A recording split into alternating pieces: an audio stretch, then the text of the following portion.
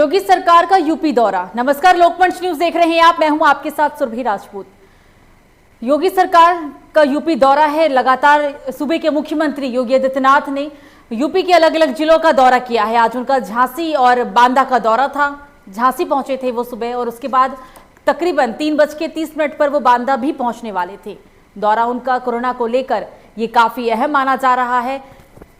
मुख्यमंत्री योगी आदित्यनाथ यूपी के अलग अलग जिलों का दौरा कर रहे हैं और ये दौरा कोरोना को लेकर ही है, क्योंकि जिस तरीके से कोरोना की वजह से यूपी में हालात बिगड़े हैं, कोरोना महामारी के कारण यूपी में जो तबाही हुई है उसको देखते हुए ये दौरा उनका काफी अहम भी माना जा रहा है। कोरोना की तीसरी लहर आने वाली है और ऐसे में एक और महामारी यानी कि ब्लैक फंगस ने भी पूरे देश में दस्तक दे दी है। यूपी के अंदर भी ब्लैक फंगस के ज्यादा मामले सामने आए हैं। ये उस वक्त की हम आपको तस्वीर दिखा रहे हैं जब सूबे के मुख्यमंत्री योगी आदित्यनाथ यूपी के झांसी पहुंचे थे।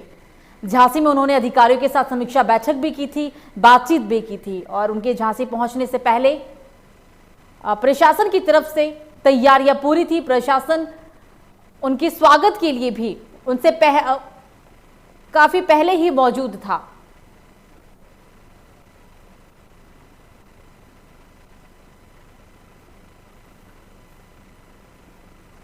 तो यूपी के अलग अलग जिलों का सीएम योगी आदित्यनाथ निरीक्षण कर रहे हैं। अलग अलग जिलों का वो मुआयना कर रहे हैं।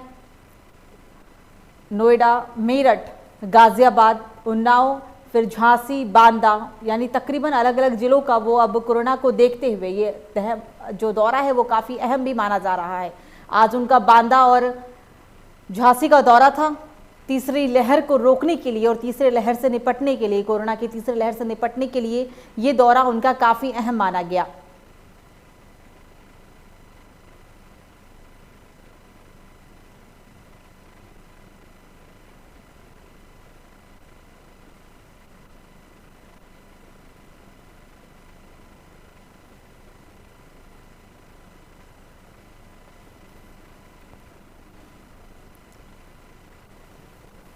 सीएम योगी का आज बांदा दौरा, झांसी का दौरा, कोरोना को देखते हुए तीसरी लहर से निपटने के लिए प्रशासन ने अपनी तरफ से तैयारियां पूरी कर ली है। लेकिन दो महामारी ने पूरे देश का बुरा हाल कर रखा है। एक कोरोना महामारी और दूसरी ब्लैक फंगस। ब्लैक फंगस को भी महामारी घोषित कर दिया गया है। ब्लैक फंगस के 7200 से ज्यादा मामले पूरे देश के अंदर सामने आ चुके हैं और 200 से भी ज्यादा लोगों की ब्लैक फंगस के कारण जान जा चुकी है।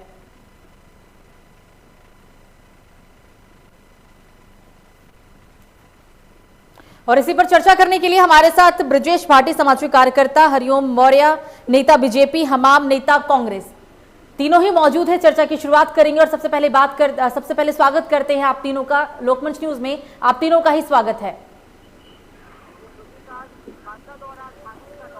हरिओम जी, चर्चा की शुरुआत आपसे करेंगे। संक्रमण की बढ़ती रफ्तार यूपी के अंदर जो देखा गया दूसरी लहर की वजह से, जो यूपी की क्षति हुई है, संक्रमण की बेकाबू रफ्तार को देखी गई है, कैसे देखते हैं आप उसे? हरिओम जी।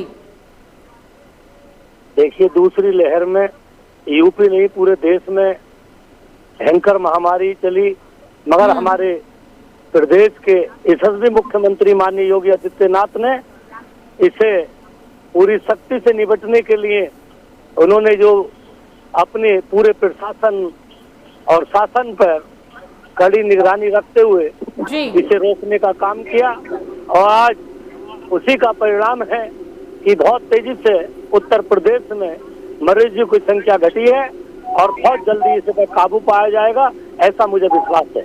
हरिओम जी, दूसरी लहर तो खत्म हो गई सर। दूसरी लहर जब खत्म हुई तो संक्रमण की रफ्तार पर काबू पाएगी, आप ऐसा कहते हैं। हमाम जी से राय लेने की कोशिश करेंगे और जानने की कोशिश करेंगे कि वो आपके इस सोच से कितना वाकिफ है।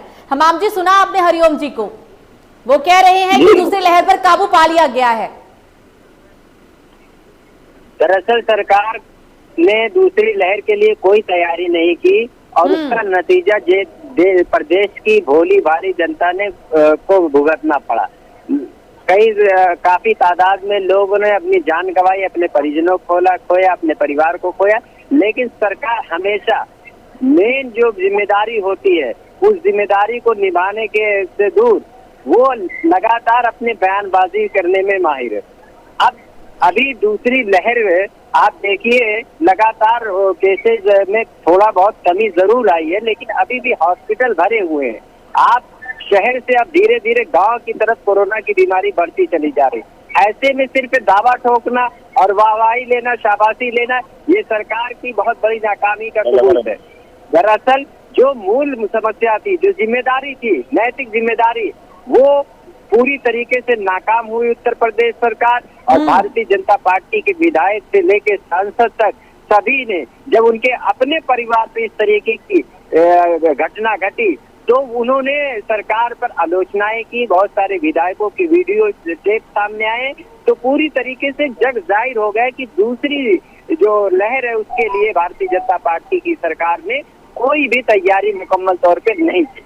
हमारे पास महाराष्ट्र एक ऐसी सरकार है, महाराष्ट्र की सरकार की तारीफ सुप्रीम कोर्ट ने भी की कि किस तरीके से उसने दूसरी लहर से पहले से पुख्ता इंतजाम किया और ठोस इंतजाम, पूरी मुंबई को उसने कैसे कंट्रोल किया, चाहे वो ऑक्सीजन कंट्रोल। हमाम जी, आप महाराष्ट्र में कोरोना, हमाम जी आप महाराष्ट्र में कोरोना कंट्रोल की बात करते हैं, लेकिन महाराष्ट्र की क्या स्थिति थी? भूल गए आप तारीफ की बात करते हैं। जो महाराष्ट्र के लोगों ने झेला, अपनों को जो लोगों ने खोया, उसकी क्षति कौन करेगा? तारीफ से उसका काम हो जाएगा। यूपी में तो चलिए मान लिया बीजेपी की सरकार है, लेकिन महाराष्ट्र में तो नहीं है ना सर। महाराष्ट्र में ऐसी स्थिति क्यों हुई? सुरभि जी, महाराष्ट्र उत्तर प्रदेश जो राज्य है उसमें महाराष्ट्र की एक अलग चीज है। जैसे कैसे अलग चीज है सर? अगर आप देखेंगे सोशल डिस्टेंसिंग की जो बात है या जो पब्लिक की वहाँ पे पॉपुलेशन की बात है, वो महाराष्ट्र उत्तर प्रदेश से काफी भिन्न राज्य है। उसके बावजूद वहाँ की सरकार ने जो प्रबंध किया, जो इंतजाम किया, ऑक्सीजन से लेके हॉस्पिटल तक, आप देखेंगे कि जो महाराष्ट्र महाराष्ट्र में सर कोरोना का पीक भी आया, जितने लोग मरने थे वो मर भी गए। इंतजाम का क्या फायदा? देखिए, ये कोरोना तो पूरे देश के लिए आया है। तो वही ना, कोरोना पूरे देश के लिए था सर। वही तो कह रहे हैं आपसे कि कोरोना पूरे देश के लिए था। आप ये नहीं कह सकते कि यूपी में तैयारियां नहीं थी, महाराष्ट्र में पूरी तैयारी थी। महाराष्ट्र की भी स्थिति पूरे देश में जग जाहिर है। महाराष्ट्र की स्थिति पूरे देश में जग जाहिर है, लेकिन जो महाराष्ट्र हुकूमत ने जो काम किया और दूसरी लहर को रोकथाम के लिए जो वहाँ का प्रबंध, उसकी तारीफ हम नहीं, राज्य नहीं, प्रधानमंत्री से लेकर सुप्रीम कोर्ट ऑफ इंडिया ने किया। ऐसा क्यों है? आप उत्तर प्रदेश में देखिए, बहुत सारे हॉस्पिटल थे प्राइवेट सेक्टर को, लेकिन वो मुंबई मॉडल में देखिए उन लोगों ने प्राइवेट सेक्टर के हॉस्पिटल को बीएमसी ने ले लिया और 80% तक अपने अंडर में लिया। उस तरीके से ऑक्सीजन से लेकर तमाम चीजों की पहले से ही उन लोगों ने उपलब्ध करा लिया था। तब दूसरी जी, मुझे ऐसा लग रहा है कि शायद इसका जवाब ब्रिजेश भाटी जी के पास ज्यादा अच्छा होगा, वो कुछ कहना भी चाह रहे हैं। ठीक है, आपने उपलब्धियां गिनवा ली, ब्रिजेश भाटी जी की भी सुन लेते हैं। सर बोलिए। सुरभि जी नमस्कार। नमस्कार जी। मैंने दोनों ही प्रवक्ताओं को सुना, भाजपा के भी और कांग्रेस के भी। दोनों ही प्रवक्ता अपने कॉलर को साफ बता रहे हैं एक दूसरे से। बिल्कुल। लेकिन ये नहीं देख रहे आपकी साजिश, आपकी जो सरकारें हैं प्रदेश में सही है, देश में सही। जैसे भाई साहब अभी हमाम जी कह रहे थे, महाराष्ट्र में, पूरे भारत में अगर सब ज्यादा कहीं मौतें हुई है तो महाराष्ट्र में हुई है। भूल गए शायद, सुप्रीम कोर्ट की तारीफ को याद रखते हैं। अपनी गिरेबान में झांक कर देख ले, अगर पूरी देश में कहीं सब ज्यादा मौतें हुई हैं तो वो कांग्रेस का जो राज है महाराष्ट्र में हुआ है।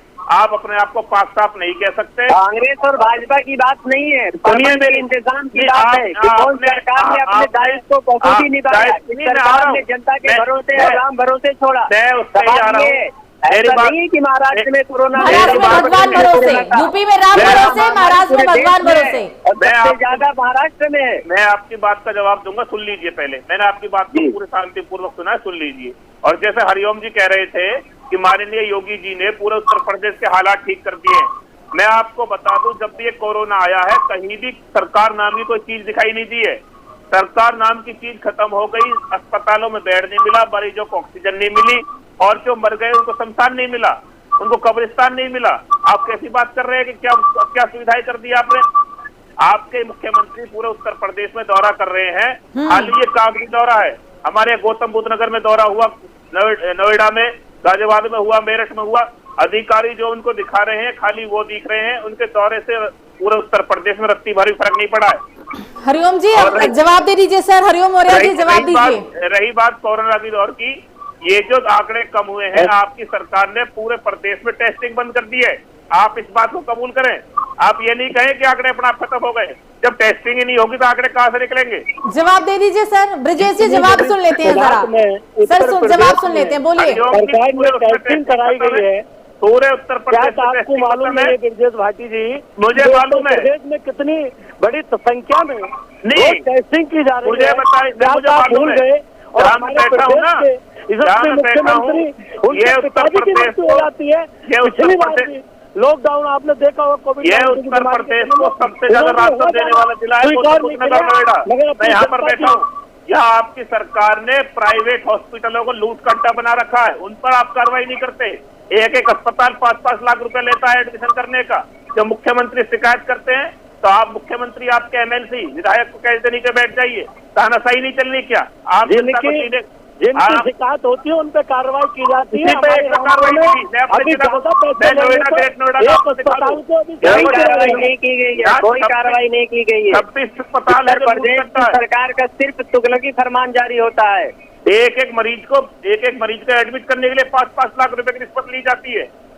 आप कैसी बात कर रहे हैं? कहाँ शासन चल रहा है? देखिए, प्राइवेट अस्पतालों को कोई शिकायत करेगा, आपने कितनी जगह की शिकायत करी है? मैंने 70 जगह करी है। सुनो मेरी बात, मैंने सीएमओ को लिख के दिया है, मैंने जिलाधिकारी को लिख के दिया है। और हमारे यहाँ के विधायक है माननीय धीरेन्द्र सिंह जी, जेवर से विधायक है, उन्होंने खुद ने लिख के दिया है। आप कैसी बात कर रहे हैं? आपकी सरकार के विधायक है वो, जिनके खिलाफ लिख के दिया गया उनके खिलाफ कार्रवाई होगी। कोई कार्रवाई नहीं हो रही है। कार्रवाई तो सर कागजों में होती है, कार्रवाई तो सर कागजों में होती है। जा रहा है व्यवस्था ही नहीं तो कार्रवाई कहाँ से होगी? विधायक अपनी पत्नी को एडमिट कराने के लिए दर भटक रहा है। ये वीडियो वायरल हुई, सबके सामने हुई।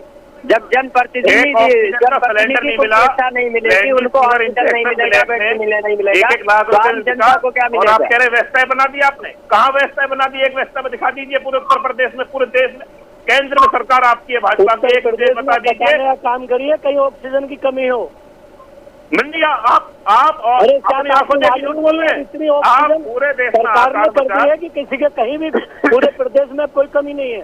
सर, जो तस्वीरें अभी देखा है पूरे देश ने कि लोग सीढ़ियों पे दम तोड़े हैं, क्या वो ऑक्सीजन की कमी की वजह से नहीं तोड़े? जो सोशल मीडिया पे वीडियो वायरल हुई, फोटोज वायरल हुए, जो पूरे दुनिया ने देखा यूपी में क्या हुआ है कोरोना की वजह से हाल, आप कहते हैं कि ऑक्सीजन की कमी नहीं है। कैसी बात करते हैं सर? ऑक्सीजन की कमी की वजह से कितनों ने अपनों को खोया है। शायद सरकार के लिए जो लोग मर रहे हैं वो आंकड़े होंगे, पर किसी परिवार के लिए वो सिर्फ आंकड़े नहीं थे। आप ये तो मत बोलिए कि ऑक्सीजन की कमी की वजह से लोग नहीं मरे, आज भी मर रहे हैं सर। जिस परिवार का व्यक्ति जाता है उसका जीवन वो आंकड़े नहीं होते। आप लोगों के लिए शायद वो आंकड़े होंगे, सरकार के लिए एक आंकड़े होते हैं, वो परिवार वालों के लिए आंकड़े नहीं होते वो सर। और आप अब भी ये कह रहे हैं कि आंकड़े कम हुए। आप एक व्यवस्था बता दीजिए, कौन सा हॉस्पिटल में एक सिलेंडर का आप ऑक्सीजन का प्लांट लगा दिया आपकी सरकार? बता दीजिए कि मैं यहाँ की बात करता हूँ, नोएडा की।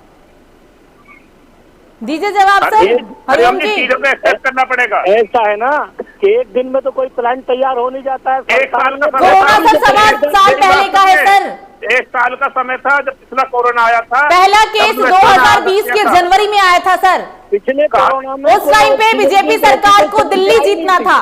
नहीं, पिछले में नहीं थी। जब WHO ने आपसे कहा था सरकार से कि इसकी लहर दूसरी आएगी, सरकार बहुत तेजी से लगा रही है। सरकार की कार्रवाई सिर्फ कागजों में है सर। शुरू हो जाएगा ऑक्सीजन का प्लांट, और जगह छोटी जगह में प्लांट बहुत जल्दी शुरू होने वाला है। हरिओम जी, जब पिछली बार WHO ने कहा था कि इसकी लहर दूसरी आएगी, सरकार पर्याप्त मात्रा में चीजों को ठीक कर ले, लेकिन आपकी सरकार ने खाली उत्तर प्रदेश में चुनाव कराने और बंगाल में चुनाव कराने के अलावा कुछ भी नया कार्य नहीं किया, जिसकी बदौलत है आज देश की जनता मरी है और जिनकी लाशों कुत्ते खा रहे हैं। इसको आप एक्सेप्ट करना पड़ेगा। आप देख लीजिए, आयोग को कहिए, सरकार नहीं चाहती थी चुनाव कराना, निर्वाचन आयोग ने चुनाव कराया तो निर्वाचन एक बार सरकार के कराने से क्या चुनाव हो जाएगा? नहीं, और कौन कराता है? हम कह रहे हैं कि अभी चुनाव करा दो, अभी हो जाएगा क्या? अभी विधानसभा का चुनाव करा दे। नहीं, आपने कैसे जिला पंचायत के चुनाव हुए, आपने कैसे मना नहीं किया? क्यों नहीं कह सकती सरकार? भाई सरकार ये सब काम निर्वाचन आयोग। हमाम जी से भी जवाब ले लेते हैं। ब्रजेश जी बने रहिएगा, ब्रजेश जी बने रहिएगा, समय अभी पूरा है। हमाम जी सुना आपने? जी बोलिए। चुनाव में उत्तर प्रदेश के पंचायत चुनाव में 2000 लगभग शिक्षक कर्मियों की मौत हुई। उसके लिए उत्तर प्रदेश सरकार ने गलत आंकड़े पेश कर रही है। उसको मुआवजा देने की बात हो रही है। शिक्षक संघ ने की, खुद ही ने रिपोर्ट आई है कि 2000 से लगभग हमारे इस पंचायत चुनाव में लोग, तो इसकी जिम्मेदारी कौन लेगा? सरकार को जिम्मेदारी लेना होगा। पूरे उत्तर प्रदेश में जो दूसरी लहर आई है उससे जनता तराह गई, हर तरफ हाहाकार मच गया ऑक्सीजन को लेकर, बेड को लेकर, लेकिन मुख्यमंत्री का तुगलकी फरमान जारी रहा कि ऑक्सीजन प्राइवेट हॉस्पिटल को ना दी जाए, व्यक्ति को नहीं दी जाए। भैया मेरे परिवार का कोई सदस्य हॉस्पिटल में एडमिट है तो ऑक्सीजन के लिए मैं तो दौड़ूंगा ना, तो मुझे तो आपूर्ति मिल जाएगी। प्लांट पे जाओ तो वहां पे पता चला पीएससी और पुलिस वाले खड़े हुए हैं और लाठी डंडे का इस्तेमाल कर रहे हैं, तो कहाँ पे आपका प्रबंध दिखा? बात महाराष्ट्र और उत्तर प्रदेश की नहीं है, कोरोना सबके लिए, और सबसे ज्यादा मौतें महाराष्ट्र में हुए, सबसे ज्यादा केसेस भी महाराष्ट्र में हुए। लेकिन अगर उन लोगों ने प्रॉब्लम को टैकल किया तो उस मॉडल की सुप्रीम कोर्ट ने तारीफ किया। उस पे चर्चा हो रही है कि मुख्यमंत्री जी जो जिम्मेदारी होती है भारतीय जनता पार्टी की, जो जिम्मेदारी थी वो जिम्मेदारी नहीं ली। ये हम बात नहीं कर रहे हैं, उत्तर प्रदेश के एक नहीं कई विधायक, 8 विधायक सत्ता पक्ष का इस कोरोना काल में देहांत हो चुका है। उन विधायक के परिवार से देखिए, अभी एक विधायक की पत्नी 3 घंटा तक हॉस्पिटल के बाहर थी, वो एडमिट नहीं करा पाई। अगर प्रजातंत्र में जनता का जो नुमाइंदा है, अगर उसका परिवार सुरक्षित है, उसको बेड्स नहीं मिल सकता, हॉस्पिटल नहीं मिल सकता, तो आम जनता का क्या हाल होगा? सुरभि जी आप खुद तय कीजिए। और ये बात छुपी नहीं है, पूरी प्रदेश की जनता, सारे लोग, आप बता रहे हो अगर मीडिया में ये बात आएगी तो हम उसके खिलाफ एनएसए लगाएंगे। कहाँ की सरकार है भैया, किसके खिलाफ एनएसए लगाने की बात कर रहे हैं? तो आपके मतलब आपके अनुमान के हिसाब से एनएसए नहीं लगना चाहिए? अगर खबरें आती है, आरोपी सामने आते हैं, तो क्या एनएसए नहीं लगना चाहिए सर? तो क्या लगना चाहिए? आप तुगलकी फरमान की बार बार आप बात कर रहे हैं। अगर ऐसे आरोपी सामने आते हैं, खबरों में आते हैं, चीजें सामने निकल कर आती है, तो क्या ऐसे आरोपियों के खिलाफ एनएसए नहीं लगाए तो क्या लगाए, बताएं? जी मैं आपकी बात सुन नहीं पाया। आप बार बार कह रहे हैं ना कि तुगलकी फरमान काम कर रही है, तुगलकी फरमान दिया जा रहा है यूपी के अंदर और एनएसए एक्ट लगाई जा रहा है, तो क्या आपके हिसाब से एनएसए एक्ट नहीं लगना चाहिए ऐसे आरोपियों के खिलाफ? बिल्कुल बिल्कुल नहीं। एनएसए उत्तर प्रदेश की सरकार ने 120 केसेस में एनएसए लगाया है और उच्च न्यायालय ने उसमें से 85% एनएसए को रिजेक्ट कर दिया, खारिज कर दिया, क्योंकि ये फर्जी लगाया गया है। आपको उत्तर प्रदेश का जो एनएसए का भूत है योगी बाबा जी के ऊपर सवार है, वो उसकी बात तो कोर्ट में खुद ही खा चुके हैं। उसके बाद लगातार अगर किसी सच्चाई को सोशल मीडिया के माध्यम से जनता के सामने लाया जा रहा है और उनके परिवार के लोग वीडियो कर रहे हैं, वो जो पीड़ित परिवार है वो वीडियो कर रहा है, उसको आप अगर सामने ला रहे हैं तो आप उससे एनएसए लगाने की कार्रवाई कर रहे हैं। एनएसए की क्या परिभाषा है सरकार खूब जानती है, कहाँ पे एनएसए लगाया जा सकता है। तो मेरा कहना साफ है कि जो भी है उसे छुपाया नहीं जा सकता, सरकार को उसका सामना करना चाहिए और प्रबंध अच्छे तरीके से प्रबंध। अगर अपोजिशन कुछ बातों को उठा रही है या सामाजिक कार्यकर्ता है या दूसरे लोग, अभी तो अपोजिशन तो छोड़िए, सरकार के विधायक और सरकार के सांसद ने एक नहीं सैकड़ों चिट्ठी जो बाहर आई है और सीएमओ को बात की जा रही, लेकिन कोई फोन नहीं उठाया जा रहा। पूरे लखनऊ में अगर एक सीएमओ पूरे सबको हैंडल करेगा तो कैसे हैंडल करेगा? ये इम्पॉसिबल है, सरकार को मानना पड़ेगा। अब इस बात को कह रहे हैं, वरना ये तो कोरोना महामारी है, इसमें पूरे प्रदेश में, पूरे देश में हमाम जी बनी रहेगा। ब्रिजेश जी कुछ कहना चाह रहे हैं, बोलिए सर। ब्रिजेश भाटी जी बोलिए। सुरभि जी मैं बता दूं, जैसा हमाम जी अभी कह रहे थे, मैं इनकी बात को आगे बढ़ाते हुए, उत्तर प्रदेश में 2500 शिक्षकों की मौत हो चुकी है और 2500 शिक्षक जो मरे हैं, शिक्षक संघ ने 75 करोड़ रुपया उत्तर प्रदेश के खाते में दिया है अपनी तरफ से। मैं इस समय आपके चैनल के माध्यम से उत्तर प्रदेश के माननीय मुख्यमंत्री जी से मांग करता हूं कि भाई इन शिक्षकों के परिवारों को कम से कम 1 करोड़ रुपए का मुआवजा दिया जाए। जब उन लोगों ने ऐसे कार्यकाल में ड्यूटी की है जिस समय उन्हें पता था कि सामने मौत रखी है, 2500 लोगों के परिवार खत्म हो गए इस कोरोना काल। आप इस तरह से कह सकते हैं कि आप सफल रहे? स्थिति इतनी नाजुक हो चुकी है। आपको मैं बता दूं कि आने वाले समय में जैसे तीसरी लहर का जिक्र किया जा रहा है, अगर सरकारों ने व्यवस्था ही नहीं की तो अब आने वाले समय में हमारे बच्चे मरेंगे, सबको पता है। जिस तरह से इन्होंने दूसरी लहर को इग्नोर कर दिया, नजरअंदाज कर दिया, अब इनको दूसरी लहर को जो हुआ ठीक है, अब तो इनके पास समय है, इनको तीसरी लहर का पूरी तरह से प्रबंध करना चाहिए जिससे ये देश प्रदेश बच जाए अगर देश प्रदेश में बच जाएंगे, लोग बच जाएंगे, तो जभी तो वोट देंगे, जभी सरकारें बनेंगी। या दूसरी लहर में विधानसभा चुनाव की तैयारी करेंगे हरिओम जी? दूसरी लहर में तो पंचायत चुनाव जीतना था, क्योंकि जब इलाहाबाद हाईकोर्ट ने 5 जिलों में लॉकडाउन लगाने को बोला तो उस बात को चुनौती दी गई हाईकोर्ट में, उसके बाद उसे खारिज कर दिया गया। लेकिन ऐसा क्या हुआ, जब 3 मई के बाद पंचायत चुनाव के रिजल्ट आ गए, नतीजे आ गए, उसके बाद पूरे यूपी के अंदर ही लॉकडाउन लगा दिया गया, कोरोना कर्फ्यू लगा दिया गया और आज तक लागू है। तो इसे चुनाव नहीं कहेंगे, चुनाव करवाने की सोची समझी साजिश नहीं कहेंगे, तो और क्या कहेंगे इसे? देखिए, ये खाली सरकार के आदेश पे चुनाव नहीं हो सकता, ये निर्वाचन आयोग का सोचना है। ये हर बात में कोर्ट अपना हस्तक्षेप करता है। जब कहीं लग रहा था तो निर्वाचन आयोग पर अंकुश लगाना चाहिए था और चुनाव को रोकवाना चाहिए था। लेकिन राज्य सरकार लगा सकती थी कोरोना कर्फ्यू, क्यों नहीं लगाया तब राज्य सरकार ने कोरोना कर्फ्यू? डर था कि लोग घर से बाहर नहीं निकल पाएंगे, चुनाव नहीं कर पाएंगे, मतगणना रुक जाएगा। नहीं तो क्या, जब निर्वाचन आयोग ने अपना निर्वाचन घोषित कर दिया तो कर्फ्यू कैसे लग जाएगा? ये मुझे बताइए, क्या उसमें कर्फ्यू लगा सकते हैं? क्या नहीं लगा सकते थे, लेकिन चुनाव ज्यादा जरूरी था क्या सर? का पालन करते हुए ये चुनाव आयोग का, निर्वाचन आयोग का निर्देश का पालन किया गया, उसके आधार पर चुनाव। लेकिन चुनाव आयोग ने तो ये भी कहा था सर कि कोरोना गाइडलाइन का पालन करते हुए चुनाव कराए जाएंगे, लेकिन ऐसा तो नहीं हुआ। उसके बाद कोर्ट की तरफ से सख्त शब्द आदेश दिए गए कि सीसीटीवी फुटेज मंगाई जाए, अगर उल्लंघन किया गया तो कार्रवाई की जाए। ऐसी नौबत क्यों आई?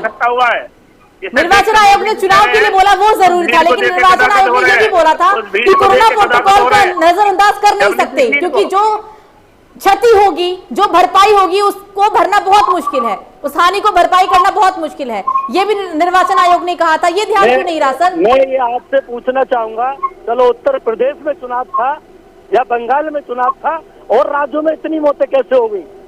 लेकिन हम तो बात सिर्फ उत्तर प्रदेश की कर रहे हैं ना सर। मुझे बताइए, यहाँ बात उत्तर प्रदेश की है। महाराष्ट्र के लिए तमाम जी तारीफ गिनवा रहे थे, पुल बांध रहे थे, लेकिन उन्हें बोला गया ना कि आप इतने मत बोलिए, क्योंकि स्थिति वहाँ पे भी कोई खास नहीं है, स्थिति वहाँ की भी अच्छी नहीं है, जितने लोग मरने थे मर गए। महाराष्ट्र में क्या चुनाव था?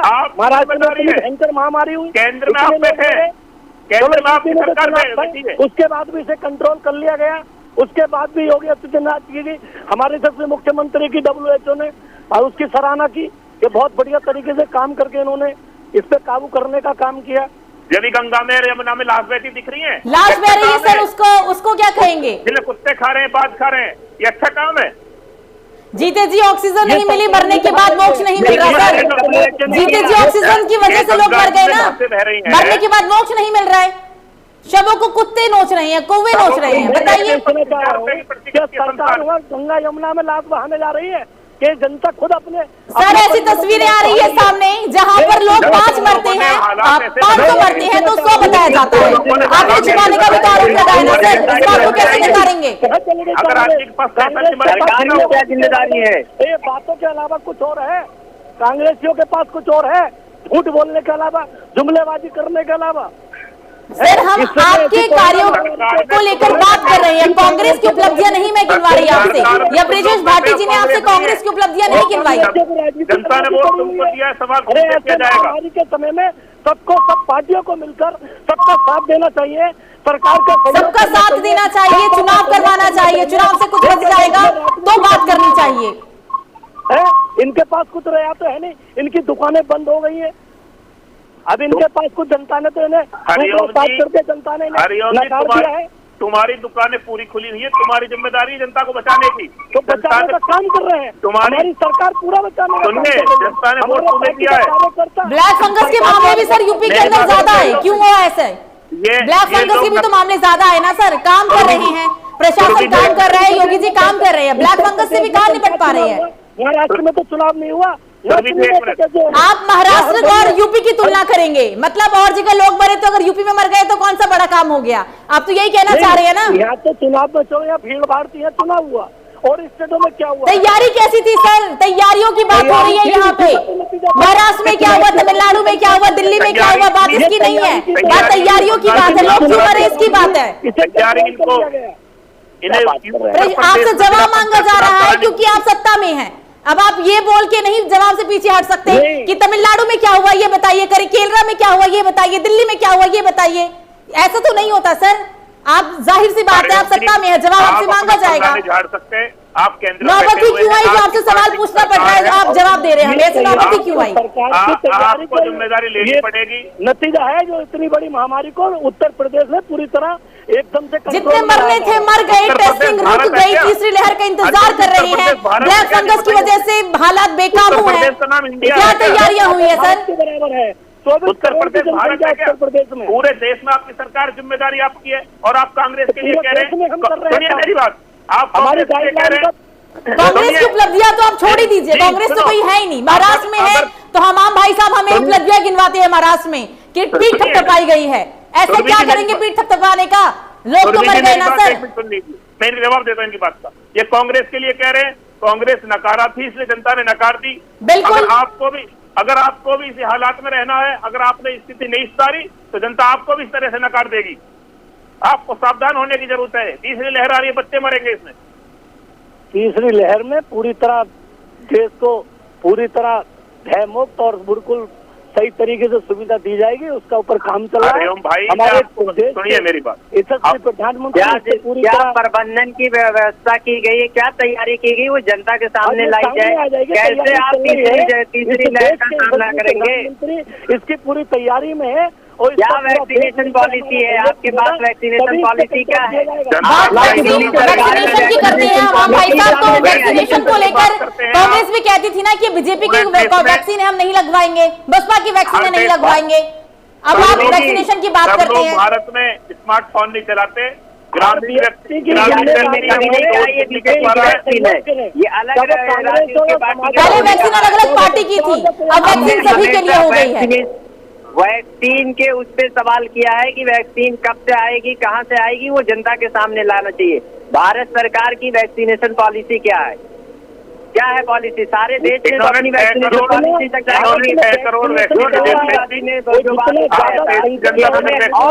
कंपनियों की एक एक करके बोलिए सर, एक एक करके बोलिए, कुछ भी समझ नहीं आ रहा है, एक एक करके बोलिए बोलिए, एक एक करके बोलिए, बोलिए सर। वैक्सीनेशन पॉलिसी क्या है?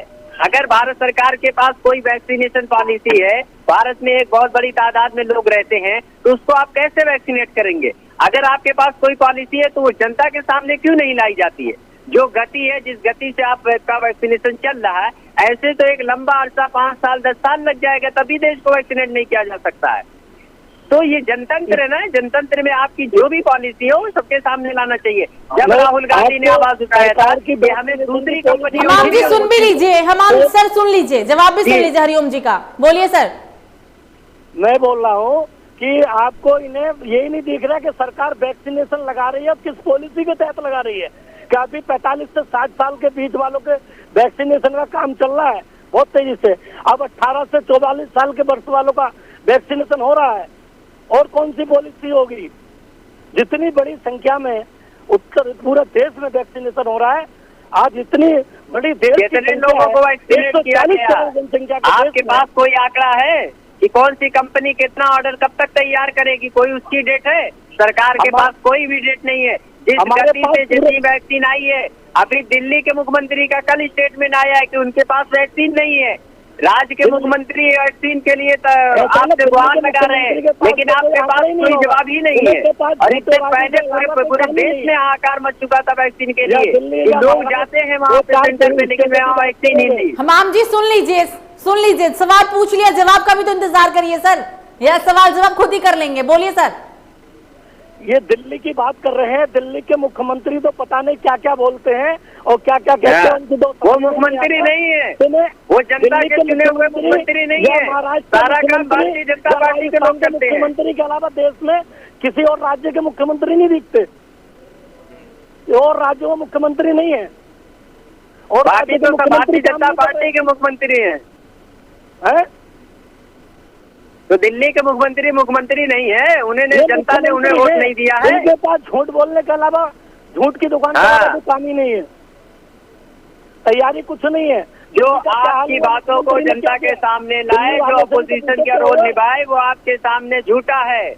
बयानबाजी से काम नहीं चलेगा। देश बहुत बड़ा खमियाजा भुगत चुका है। अगर आपने तैयारी नहीं की तो मासूम जनता, देश की जनता को इससे बड़ा खमियाजा भुगतना पड़ेगा। हमाम जी, पंजाब में तो बीजेपी की सरकार नहीं है ना, पंजाब में तो नहीं है सरकार, महाराष्ट्र में तो नहीं है, क्या तैयारी है?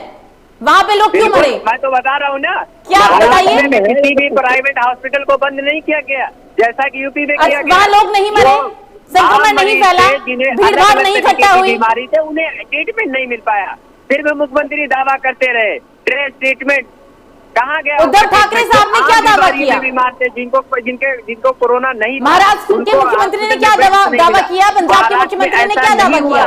महाराष्ट्र में सबको बेड्स मिला, उसके लिए तो लोग कैसे मर गए सर? कराए ऑक्सीजन की कमी की वजह से लोग कैसे मरे? हॉस्पिटल तक 70 हजार एक दिन में संक्रमित लोग कैसे हो गए? कंट्रोल किया ना कोरोना आपने? नहीं है, कंट्रोल नहीं किया, पीक पर गया, जितने मरने थे मर गए, जितने संक्रमित होने थे हो गए। बात मरने की नहीं है, मौत ही महाराष्ट्र में सबसे ज्यादा हुए, केसेस भी ज्यादा हुए। क्यों? आपको बता दें क्यों? वहाँ बेड ना मिला हो, दूसरी लाइन में उनको ऑक्सीजन नहीं मिली, ऑक्सीजन से महाराष्ट्र में बहुत कम लोग मरे हैं, जैसा कि उत्तर प्रदेश में हाहाकार हो गया। मामूली सिलेंडर ब्लैकमेलिंग में 40,000 50,000। महाराष्ट्र में ब्लैकमेलिंग नहीं हुई, महाराष्ट्र में कालाबाजारी नहीं हुई, पंजाब में नहीं हुई कालाबाजारी हुई। अच्छा, तब सुप्रीम कोर्ट ने क्यों तारीफ की मुंबई मॉडल? सुप्रीम कोर्ट की तारीफ की छोड़िए, सुप्रीम कोर्ट अगर ये कह दे कि जो मर गए हैं सरकार के खिलाफ फिर हत्या का केस चला देना चाहिए तो मान जाएंगे? तब आप बोलेंगे ऐसे कि सुप्रीम कोर्ट ने बोला है कि हत्या का केस चलाया जाए, हॉस्पिटल को हायर किया, तब बोलेंगे आप ऐसा? प्राइवेट हॉस्पिटल को अपनी निगरानी में लिया? नहीं लिया, इनके सारे हॉस्पिटल बंद कर दिए। इसलिए जो आम मरीज थे, जो दूसरी बीमारी के मरीज थे, उनको भी ट्रीटमेंट नहीं मिल पाया। महाराष्ट्र सरकार ने उस पॉलिसी को अपनाया, सबके लिए हॉस्पिटल एक्वायर किया, वहाँ बेड। मतलब आपके हिसाब से इमाम जी, आपके हिसाब से महाराष्ट्र और पंजाब में ऐसा नहीं हुआ है जो उत्तर प्रदेश में देखने को मिला? नहीं, तैयारी की बात है, वो जनता जान चुकी है, उसमें कोई। तो महाराष्ट्र में अगर तैयारी थी सर, तो कैसे पीक पे गया महाराष्ट्र? सबसे ज्यादा मौत महाराष्ट्र में कैसे हुई? तैयारी की बात कर रहे हैं ना, बार बार तैयारियों की दुहाई दे रहे हैं। महाराष्ट्र की स्थिति बताइए, फिर तैयारियां थी, लोग कैसे मर गए? तैयारी थी ना? मौत भी होगी, लेकिन टेस्टिंग से लेके ऑक्सीजन सप्लाई से लेके बेड तक जो सरकार की जिम्मेदारी होती है, ये वैश्विक महामारी है, ये कोई सरकार रोक नहीं सकती। हम ये नहीं कह रहे मोदी जी की है तो कोरोना, जब अपनी बात आ जाए सर, तो वैश्विक महामारी पूरी दुनिया में महामारी भगवान भरोसे ऊपर वाला करेगा। व्यवस्था है उसको जनता के सामने लाया जाए। आप बंद कमरे में क्यों व्यवस्था बना रहे हैं? जनता के सामने लाया जाए। और उत्तर प्रदेश की महाराष्ट्र में क्या व्यवस्था बनती है? क्या वो नेशनल मीडिया पे आकर व्यवस्थाओं का व्याख्यान किया जाता है? पंजाब में क्या रणनीति बनाई जाती है? क्या वो नेशनल मीडिया पर आते हैं मुख्यमंत्री साहब और वो बताते हैं कि हम पंजाब में ऐसे ऐसे कोरोना को रोकेंगे? ऐसा नहीं होता सर, ऐसा नहीं होता है, आप भी जानते हैं। अगर आप यूपी की दुहाई दे रहे हैं तो आप इससे भी मत नकारिए कि महाराष्ट्र की स्थिति क्या है, पंजाब की स्थिति क्या है, या फिर जहां पे बीजेपी की सरकार नहीं है वहां पे स्थिति क्या है। आप इस बात को नहीं नकार सकते। कांग्रेस की बात ही नहीं कि हमने कभी राजनीति को अवसर में तब्दीली नहीं किया। हम ये नहीं कह रहे महाराष्ट्र में, ठीक है, आपने राजनीति को नहीं किया अवसर में तब्दील, लेकिन कांग्रेस पार्टी विपक्ष की बहुत मजबूत पार्टी है। कांग्रेस ने राजनीति के अलावा क्या किया? ऐसे नहीं ठोकती सरकार। कांग्रेस को बहुत चिंता थी ना देश की जनता की, बहुत ही ज्यादा मजबूत पार्टी है विपक्षी पार्टी कांग्रेस। क्या किया कांग्रेस ने जनता के लिए? समझ आ रहा था ना कि बीजेपी तो राजनीति कर रही है, कांग्रेस भी तो काम कर सकती थी ना। हमारे राहुल गांधी के अगर सुझाव को सरकार ने अपनाया होता, राहुल गांधी ने कहा कंपनियों की वैक्सीन की जो है डोज को आपूर्ति को मान्यता देने होगी, लेकिन सरकार ने वो नहीं किया, बाद में उसे करना पड़ा। हर फैसले को राहुल गांधी ने पहले कहा था हमें पूरे तरीके से तैयारी कर लेना चाहिए, लेकिन सरकार तो चुनाव में व्यस्त थी, बोलने से तैयारी नहीं होती सर, करनी भी होती है। बंगाल में मस्त थे, बंगाल में आप बंगाल की बात कर रहे हैं, ठीक है। क्या कांग्रेस पार्टी ने बंगाल में चुनाव नहीं लड़ा? क्या कांग्रेस पार्टी की बंगाल में कोई तैयारी नहीं थी? क्या कांग्रेस की तरफ से बंगाल के अंदर कोई रैली नहीं करी गई? कहीं चुनाव नहीं लड़, हम सबसे पहले रैलियों को मंसूख करना, कैंसिल करने का। ब्रिजेश जी कुछ कहना चाह रहे हैं? हरिओम जी, हमाम जी, ब्रिजेश जी कुछ कहना चाह रहे हैं, बोलिए सर। आप हमने रैलियां, तमाम रैलियों को रद्द कर दिया। सुरभि जी, जितना इस महामारी के लिए भाजपा जिम्मेदार है, उतनी जिम्मेदारी पार्टियां हैं, सारी सभी पार्टियां हैं। राजनीति किसी एक पार्टी ने नहीं की, सभी ने की। स्वीकार करिए इस बात को। जब चुनाव हो रहे थे, किसी पार्टी ने ये नहीं कहा कि हमें अपनी जनता की जान प्यारी है, हमें अपनी सत्ता लाभ प्यारा नहीं है। इन सब लोगों ने भग भग के जाके भीड़ इकट्ठी की है। कौन सी ऐसी पार्टी है जिसकी रैली भीड़ इकट्ठी नहीं हुई? ममता बनर्जी हो, कांग्रेस हो, तुम्हारी भाजपा हो और अन्य जितने वामपंथी हैं, सबने रैलियां की हैं। और उसी का कारण है जिससे आदमी बंगाल गया, बंगाल से पूरे देश में घूमा और पूरे देश में घूमने से कोरोना फैला है। आप ये नहीं कह सकते राहुल गांधी ने ये कर दिया और उसने ये कर दिया, सब जिम्मेदार है इसके लिए। अब जी इन बात को मत ठुकराइए। आप विपक्षी दल है, आपकी जिम्मेदारी बनती थी। अगर बीजेपी की जिम्मेदारी बनती थी कि हमने ये बोल दिया, जब घटना हो जाएगी या जब बात कहने की आएगी तब हम बोलेंगे कि हमने ऐसा बोला था, आपने ऐसा नहीं किया, तो नतीजा भुगतिए। इनकी जिम्मेदारी ये बनती है, इनकी जिम्मेदारी मौत पर राजनीति करने की बनती है, इनकी जिम्मेदारी काम करने की नहीं बनती है। जिम्मेदारी लेना पड़ेगा, कर देना चाहिए। चुनाव में उतारती नहीं अपने। नहीं, हम ये कहते हैं हमें नहीं लड़ना चुनाव, लड़ ले, सबको पता लग जाता, इनसे भाजपा का चेहरा क्लियर हो जाता कि इसको जनता का खून तब तो लड़ना था, तब तो चुनाव जीतना था, चाहे जीते ना जीते पर चुनाव लड़ना जब था। आपके नेता राहुल गांधी कहते हैं कि भाई हम रैली नहीं करेंगे, जब पूरी तरह से आपकी सभाओं में भी लाख लाख आदमी इकट्ठा हुआ है, आप इस बात कैसे कह सकते हैं कि नहीं हमने रैलियां नहीं की, हमने भीड़ इकट्ठी नहीं की? क्या उत्तर प्रदेश में आपने जिला पंचायत के चुनाव नहीं लड़ाए? कहाँ आपकी पार्टी चुनाव लड़ाई? बता दीजिए आप। जवाब है, एक जवाब बता दीजिए, एक जगह बता दीजिए मुझे आप। हमाम जी जवाब दे दीजिए जरा, सकते जवाब दीजिए सर। रास्ता है कि देश का हर व्यक्ति, हर राजनीतिक दल, हर सामाजिक कार्यकर्ता, हर व्यक्ति, हर राजनीतिक दल ने आपदा में अफसर को ढूंढा है, इस बात को नकारिए मत, स्वीकार करिए। आप सबको एक आपदा में अफसर हर किसी ने ढूंढा है। हर व्यक्ति को इस महामारी से लड़ना पड़ेगा, मिलकर लड़ना पड़ेगा। यह भारत देश सबका है, किसी एक व्यक्ति का नहीं है। कुछ दिन के लिए राजनीतिक द्वेष, राजनीतिक पार्टियों की सारी चीजें एक साइड करके हम सबको एकत्रित होना पड़ेगा और इस महामारी से बच के निकलने के लिए रास्ता ढूंढना पड़ेगा। नहीं तो एक दूसरे पर आरोप लगाते रहिए। हरिओम जी कह रहे जो वैक्सीन भारत में बन रही है, ये वैक्सीन विदेशी कंपनी बना रही है और ये करार के तौर पे सारी कंपनियां वो ले जा रही है। क्या क्या क्या विकास हो गया भारत का? कहाँ गया विकास? बता दीजिए मुझे हरिओम जी। जवाब देते हैं सर, बताइए सर, हरिओम जी बोलिए। 6.5 करोड़ सरकार लगातार लगी है, क्यों भेजी मुझे ये बता दीजिए। आप व्यक्ति को आपकी लगेगी ऐसी योजना हमारे देश के प्रधानमंत्री की है, मर जाएगा जब लगेगी। ये बता दीजिए मुझे कितनी मौतें हो चुकी, कितनी लाशों पर आप राजनीति कर चुके हैं और कितनी मौतें। एक दिन में सारे 140 करोड़ जनसंख्या को वैक्सीन नहीं दे सकते, ये बिल्कुल 140 करोड़ को नहीं दे सकते, लेकिन एक साल में दे सकते थे सर। पर 6 करोड़ विदेशी तो नहीं भेज। 1.25 साल हो चुके हैं कोरोना को, 1 साल 6 महीने तकरीबन होने वाले हैं पूरे देश, पूरे दुनिया में जब से कोरोना ने तबाही बचाई है, ऐसे 1.5 साल होने लग गए हैं। ऐसी बात कर रहे हैं उनके साथ हमने अपना साझा किया। आज पूरा देश, पूरे दुनिया के देश भारत के साथ ऐसी महामारी में खड़े हैं। इन लोगों ने पूरे हमारे साथ अपना आगे बढ़ाकर हमारा अपना दिया। अपने घर बच्चे भूखे हैं, दूसरे घर आप राशन पहुंचाओगे, पहले आपको अपना घर भरना था। हमारे उस समय हमारे पास पूरी व्यवस्था थी, क्या देश को जरूरत थी, हमने उसका प्रयोग किया। आज भारत को जरूरत है, पूरी दुनिया के देशों ने भारत के साथ कोरोना काल का काम किया। आप ये कैसी बात कर रहे हैं? क्या आपके पास शहर में भरने वाली हवा जिसे ऑक्सीजन कहते हैं, जनता को वो भी नहीं मिल पाई इस देश में। कहाँ का महाशक्ति बन गया भारत हमारा? सारा बात किया पूरे देश में, पूरे देश की न्यूज एजेंसियों ने इसकी खिलखिली हिलाई है। अभी आप कैसी बात कह रहे थे कि सारी पार्टियों को ऐसी महामारी में और सारी जनता को सब भेदभाव बोलकर मैं कह रहा हूँ, मैं कह रहा हूँ, लेकिन आप ये मत कहिए कि हमारी व्यवस्था थी। देश की जनता ऑक्सीजन प्लांट लगाएगी ना सर? आप कह रहे हैं कि सभी को आगे आके काम करना चाहिए। देश की जनता ऑक्सीजन का प्लांट लगाए, खुद तो अपने लिए हम ऑक्सीजन की व्यवस्था कर नहीं पा रहे, सभी पूरी दुनिया के लिए करेंगे। सहयोग करना पड़ेगा, खाली विरोधी पार्टियों को विरोध करने से काम नहीं चलेगा, सबको साथ खड़ा रहना पड़ेगा। केंद्र में आप हैं, राज्य में आप हैं हरिओम जी, व्यवस्थाएं आपके हाथ में, सारी व्यवस्था कर रही है सरकार, लगातार कर रही है। तीसरी लहर से निपटने के लिए कितनी व्यवस्था की गई सर? ब्लैक फंगस के मामले क्यों बढ़े सर? मौत ब्लैक फंगस की वजह से प्रदेश में क्यों हुई ज्यादा? अभी तो सोचिए कि ब्लैक फंगस ने दस्तक की है और यूपी का ये हाल है।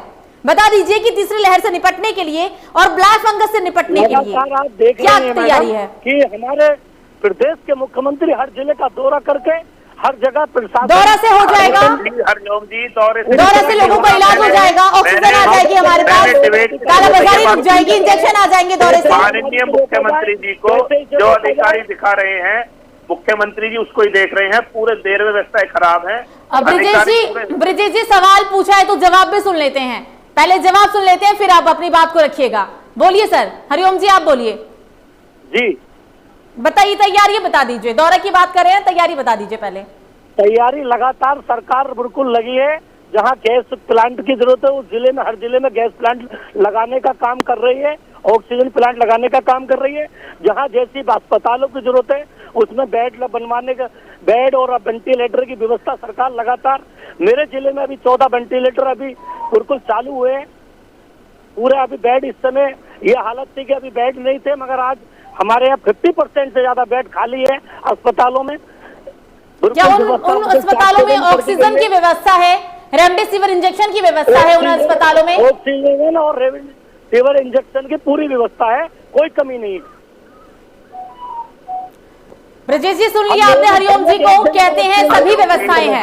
आप कब तक गुमराह करोगे इस देश प्रदेश? मैं नगर पंचायत मखबासी का अध्यक्ष, मैं आपको कह रहा हूं, आप कब तक गुमराह करेंगे? लोगों को अपनी सुनो मेरी बात, विधानसभा में गैस देने का ऑप्शन, मेरी बात सुनिए हरिओम जी। आप कह रहे हैं व्यवस्था है, आप कह रहे हैं कोरोना हरिओम जी बने रहिएगा। सुन लीजिए सर, आपने अपनी बात को रखा, ब्रिजेश जी ने सुना आपको भी सुनना होगा, आपको भी सुनना होगा, बोलिएगा, आपकी भी बारी आएगी, आप भी बोलिएगा, पहले इनको सुनिए। मेरी बात सुनिए हरिओम जी, आप कह रहे हैं पूरी व्यवस्था है। मैं आपको एक मरीज का भी नंबर देता हूँ, राष्ट्रीय चैनल बैठ के, झूठ नहीं बोलना चाहिए आदमी को। आप एक व्यवस्था करा दीजिए आईसीयू बेड की किसी सरकारी हॉस्पिटल में, एक वेंटिलेटर करा दीजिए। आप चीजों को ठुकरा नहीं सकते। आप ये मत कहिए पूरी व्यवस्था, आप ये कह सकते हैं कि भी आने वाली स्कीम में हम व्यवस्थाएं ठीक कर लेंगे। व्यवस्थाएं पूरे प्रदेश को आपकी दिखाई दे गई हैं। आपने पूरे देश में जनता को मारने का काम किया है, आपको स्वीकार करना पड़ेगा। आपके राज्य में जनता की लाशों को कुत्ते खा के स्वीकार करना पड़ेगा। आपकी राज्य में जनता को शमशान में लकड़ियां नहीं मिली, कब्रिस्तान में दबने के लिए मिट्टी नहीं मिली, ये स्वीकार करना पड़ेगा। सरकार नाम की कोई चीज दिखाई नहीं दी है।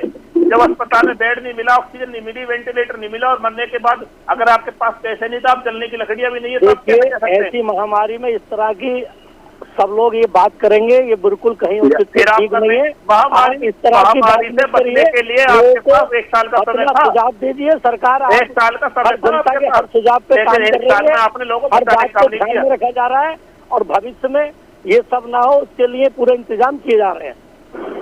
ये तीसरी महामारी के लिए सरकार पूरी मुस्तैदी से काम कर रही है। ये तीसरे महामारी को रोका जाए और किस तरह से इससे काबू किया जाए। सरकार नाम की चीज कोई दिखाई नहीं दे रही है, न देश में न प्रदेश में। आप इसको स्वीकार कीजिए और इन प्राइवेट अस्पतालों पर आप लगाम लगाइए, जो पूरी तरह से ये मानवता क्रूरता के साथ इनके साथ जो व्यवहार कर रहे हैं। प्राइवेट अस्पताल जो लोगों को लूटने का काम कर रहे हैं और जो वैक्सीन भारत में बन रही है वो वैक्सीन भारत के लोगों को काम आए, मेरा आपसे यही कहना है। पूरे भारत के हर व्यक्ति को वैक्सीन मिलेगी, ऐसा संकल्प हमारे देश के प्रधानमंत्री का है। देश में 70% जनता ग्रामीण में वास करती है और सब पे जो है एंड्रॉइड फोन नहीं है जो इसको जो तुम्हारे ऐप है इसे डाउनलोड कर सके। बहुत सी सब पे अगर फोन ऐसे ही होते सब लोग कर लेते। आपके जो साइट खुलती हैं उस पर लोगों को समय नहीं मिल पाता, जिस वजह से वैक्सीन नहीं लग रही। आपकी सरकार को गांव-गांव, मोहल्ला, ग्राम और बाजारों में जाकर अपने जो सेंटर लगाने चाहिए और हर व्यक्ति को वैक्सीन मिलनी चाहिए। आपको ऐसा वैक्सीनेशन नहीं हो पाएगा जैसे आपके 10 मिनट के लिए 5 मिनट के लिए आपका वो खुलता है पोर्टल। ऐसा नहीं है। ऐसा कैसे नहीं है? वैक्सीनेशन हो रहा है, आपको जानकारी नहीं है। आप जानकारी पूरी लेके बैठिए, जनता से कहना चाहूंगा आप पूरी जानकारी लेके बैठिए। आपको पूरी जानकारी नहीं है। अपना रजिस्ट्रेशन कराएं और लोग हमारे हर भाई आपके जिले में क्या चल रहा है? हर व्यक्ति के पास एंड्रॉइड फोन है क्या? हर व्यक्ति के पास एंड्रॉइड फोन है, ये बताइए आप मुझे। हर व्यक्ति के पास एंड्रॉइड फोन नहीं है तो वैसे बिगर एंड्रॉइड फोन के आप कैसे कह सकते हैं? ऐसी जगह जहाँ पर नेटवर्क की गई है, ऐसी जगह जहाँ इस महामारी के समय में ज्यादा भीड़ इकट्ठी ना हो। हरिओम जी, सिस्टम से जाए। हरिओम जी, मेरा आखिरी प्रश्न आपसे है, क्या आप आश्वस्त करते हैं कि जो तीसरी लहर है यूपी में जो स्थिति देखने को मिली कोरोना के दूसरे पीक में ऐसा नहीं होगा? आप इस बात को लेकर आश्वस्त हैं? क्या आप हमें आश्वस्त करते हैं कि जो तीसरी लहर में यूपी की स्थिति बदहाल नहीं होगी? उत्तर प्रदेश और पूरे देश में तीसरी लहर को काबू किया जाएगा। पूरा देश रहने दीजिए, आप सिर्फ उत्तर प्रदेश की बात कर लीजिए, यूपी की बात कर लेते हैं, देश रहने दीजिए। उत्तर प्रदेश भारत है क्या? आपकी सरकार पूरे भारत में है, या फिर आप कह दीजिए भारत हमारी सरकार नहीं। आप भाई मैं पूरे उत्तर प्रदेश और भारत की बात कर रहा हूँ। नहीं, आप उत्तर भारत की बात कर रहा हूं। यूपी की बात कर लेते हैं। क्या यूपी में जो स्थिति हमने देखा, जो बदहाली हमने देखी, हर चीज को लेकर बदहाली हमने देखी, सबने देखा है, किसी से कुछ छुपा नहीं सर। ऐसी स्थिति तीसरे पीक में नहीं देखने को मिलेगा। आप इस बात को आश्वस्त करते हैं? क्या आप इस बात को स्वीकार करते हैं? और तीसरी लहर में ये सब कुछ देखने को नहीं मिलेगा। और मुझे उम्मीद है कि पूरी तीसरी लहर से पहले पूरा काबू में पूरे इंतजाम इसके कर लिए जाएंगे। जनता को इसका सामना नहीं करना पड़ेगा। जी हमाम जी, कम शब्दों में जवाब दीजिएगा। जी, सरकार की जो भी जिम्मेदारी है उसको लेना पड़ेगा। और दूसरी बात, अगर जो प्रबंध को लेकर सरकार ने तैयारी किया है तीसरी लहर का सामना करने के लिए, तो अपनी तैयारियों की भी बात कर लीजिएगा सर। अपनी तैयारी भी बताइएगा। जहां पर कांग्रेस की सरकार है पंजाब में, महाराष्ट्र में, वहां भी बता दीजिएगा वहां पे तैयारी कैसी है। बिल्कुल, वहाँ पे 1 महीना पहले ही मुख्यमंत्री जी, महाराष्ट्र के मुख्यमंत्री ने कहा हम तीसरी लहर की तैयारी में व्यस्त है। तो सरकार उत्तर प्रदेश की ब्लैक फंगस से कैसे निपटेंगे सर? पहला मामला ब्लैक फंगस से महाराष्ट्र में आया। कौन से आप पहली बात महाराष्ट्र में ब्लैक फंगस से होगी, कैसे निपटेंगे ब्लैक फंगस से? या पीक का इंतजार करेंगे, उसके बाद बात करेंगे, फिर कहेंगे नहीं कोर्ट ने कहा था, बहुत अच्छा आपने कंट्रोल किया है, कोर्ट ने पीक थपका दी, तो नहीं हम बिल्कुल आपका नंबर पर है। हवाई लूटती रही, जनता को एक मरतबा फिर वही इसी तरीके की सारी सूरत हाल का सामना करना पड़ेगा।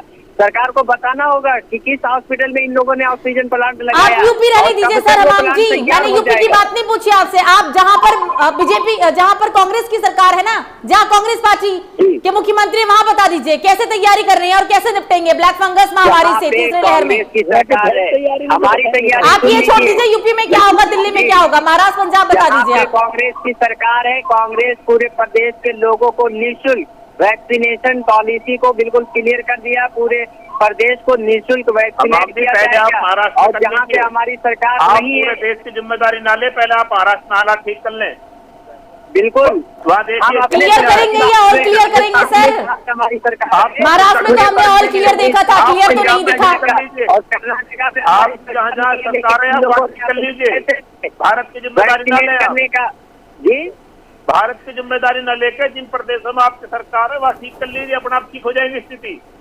हमने कभी तोहमत नहीं लगाया, हमने कभी इनकार नहीं किया, ये राजनीति कार्रवाई नहीं की। हमारे राज्य में जो भी खामियां आई हैं, जो भी कमियां आई, उसे दूर करने की कोशिश की गई। और अगर नहीं दूर हुई तो उसको माना गया। कोशिशों से काम नहीं चलता है हमाम सर, करना पड़ता है। आप थोड़ी ना बोल देंगे कोशिश किया था जी, हम तो नहीं कर पाए, कोशिश की थी लेकिन। तो ऐसे तो यूपी सरकार भी कोशिश कर रही है, आप क्यों बोल रहे हैं? सवाल तो बनता ही नहीं फिर हरिओम सर से, सवाल क्यों कर रहे हैं फिर? हम कोशिश किया था उन्होंने, अब कोशिश की विफल हो गए तो हमारी गलती थोड़ी ना है, उनकी गलती थोड़ी ना है, कोशिश तो की थी ना। जैसे मुख्यमंत्री जी गैर जिम्मेदार बयान देते हैं कि उत्तर प्रदेश में सब चंगा है, हमारे मुख्यमंत्री ऐसा बयान नहीं देते हैं। दे भी नहीं सकते ना, क्योंकि स्थिति तो देख ली, तो उसको भी हम एक्सेप्ट करेंगे। पहला पीका या दूसरा पीका स्थिति तो सब नहीं देखिए, कैसे देंगे? अगर फिर भी बयान देते हैं तो क्या कहें फिर? कहाँ पे हमने रोज 70,000 80,000 लोग संक्रमित हो रहे हैं, लाखों लाख मर गए, फिर भी अगर मुख्यमंत्री साहब आके बयान दे दे कि सब कुछ ठीक है हमारे प्रदेश में, तो जवाब तो फिर भगवान भरोसे। सब कुछ ठीक नहीं है सुरभि जी, कभी हमने नहीं कहा, ना हमारे मुख्यमंत्री ने कहा ये जिम्मेदारी नहीं हो सकती। मुख्यमंत्री ने कभी ना कहा सब कुछ ठीक है, लेकिन जो भी दिक्कतें आई उसके सामने उदाहरण दे रहे हैं ना आप, तो उदाहरण दे रहे हैं ना, उदाहरण पे बोला, उदाहरण पे कहा। हम बबान दैन दावा नहीं करेंगे कि सब कुछ चंगा है, हम जिम्मेदारी लेंगे, जिम्मेदारी लेनी पड़ेगी, कांग्रेस के मुख्यमंत्री को लेनी पड़ेगी, उत्तर प्रदेश की मुख्यमंत्री को लेनी पड़ेगी। हम नकारने वाले लोग नहीं है। जनता की चुनी हुई सरकार की जिम्मेदारी जनता का मुख्यमंत्री को लेना होगा, और राजस्थान सरकार ने लिया है, और जो भी तैयारी वो कर रही है वो जनता के सामने लाई गई। और कहाँ पे हमने ऑक्सीजन प्लांट लगाए, कितने हमारे पास तैयारियां राजस्थान में भी सर ऐसी थी, अशोक गहलोत साहब की तैयारी ऐसी थी कि सबसे पहले कोरोना कर्फ्यू लगाना पड़ गया। तैयारियों की क्या बात करते हैं? तैयारियां तो ऐसी है कि मिसाल देनी पड़ेगी। ये तो वैज्ञानिक कह रहे थे, सारे एक्सपर्ट ने बोला। तैयारियों की तो हम मिसाल देंगे ना, क्योंकि तैयारियां तो ऐसी है कि सबसे पहले कोरोना कर्फ्यू लगाते हैं, आज तक नहीं निकल पाते हैं। ये तो वैज्ञानिक पे सवाल कर रहे हैं सुरभि जी, हमने तो वैज्ञानिक तैयारी पे सवाल है सर। नहीं कर सकते। सरकार में हर व्यक्ति ही सब पूरी तरीके से ज्ञानी नहीं होता। अगर एक्सपर्ट ने कहा है और सब लोगों ने कहा है, वैक्सीन को तो लेकर सवाल नहीं है सर, कैसी बात करते हैं?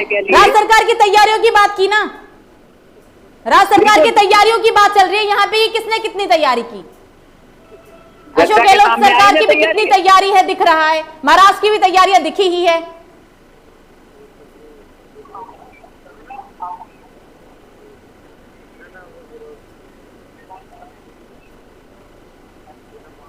तो पूरे देश में संक्रमण की बेकाबू रफ्तार है और ऐसे में यूपी के मुख्यमंत्री योगी आदित्यनाथ लगातार यूपी के अलग अलग जिलों का दौरा कर रहे हैं। आज उनका झांसी बांदा दौरा था, इससे पहले उन्होंने गाजियाबाद, मेरठ, नोएडा का दौरा भी किया था। तीसरी लहर आने वाली है पूरे देश के अंदर और तीसरी लहर से ही निपटने के लिए, कोरोना की तीसरे पीक से निपटने के लिए लगातार योगी जी का दौरा यूपी के अलग अलग जिलों में चल रहा है और इसी को लेकर आज हम चर्चा भी कर रहे हैं। बता दें आपको कि इस महामारी के बीच एक और महामारी यानी कि ब्लैक फंगस ने भी लोगों की चिंताएं बढ़ा दी है, प्रशासन की चिंता बढ़ा दी है, क्योंकि ब्लैक फंगस के भी अब तकरीबन पूरे देश के अंदर 7500 के करीब मामले सामने आ चुके हैं। 200 से ज्यादा लोगों की ब्लैक फंगस के कारण जान भी गई है। 7500 भी ज्यादा मामले सामने आ गए, 7500 के तकरीबन ब्लैक फंगस के मामले सामने आए और इन्हीं सब चीजों को देखते हुए यूपी के मुखिया यानी कि योगी आदित्यनाथ का यूपी के अलग अलग जिलों में दौरा, आज उनका झांसी बांदा का दौरा था। दौरे को लेकर समीक्षा बैठक भी की, अधिकारियों से बातचीत भी की गई ताकि ब्लैक फंगस से निपटा जा सके, कोरोना महामारी से निपटा जा सके और पूरे देश में आए कोरोना की तीसरी लहर से निपटा जा सके।